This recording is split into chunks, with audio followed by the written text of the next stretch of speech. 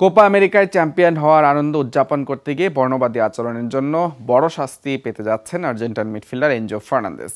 জয় উদযাপন করতে গিয়ে নতুন ঝামেলায় জড়ালেন আর্জেন্টিনার ফুটবলাররা। সামাজিক যোগাযোগ মাধ্যমে এনজো ফার্নান্দেজের করা এক ভিডিওতে দেখা যায় ফ্রান্স দলে থাকা আফ্রিকান বংশোদ্ভূত খেলোয়াড়দের নিয়ে মজা করেছেন তারা। এরপর থেকে বর্ণবাদী আচরণের সমালোচনায় নেমেছে ফুটবলার থেকে শুরু করে অনেকেই। তারই রেশ ধরে বড় শাস্তির মুখে আর্জেন্টিনার এই তারকা মিডফিল্ডার। এর আগে ফরাসি ফুটবলারদের প্রতি হেয় ও বর্ণবাদী আচরণের কারণে ফ্রান্স ফুটবলের সর্বোচ্চ সংস্থা এফএফএফ এই বিষয়টি নিয়ে আর্জেন্টাইন ফুটবল ফেডারেশন এবং ফিফাকে চিঠি দেবে বলে জানায়। এরপরই বিশ্ব ফুটবলের নিয়ন্ত্রক সংস্থা ফিফা ও ফার্নান্দেজের ক্লাব চেলসি তদন্ত শুরু করেছে। এমনকি চেলসি সতীর্থরাও সামাজিক যোগাযোগ মাধ্যমে আনফলো করতে শুরু করেছেন আলভিস সেলেস্তে মিডফিল্ডারকে।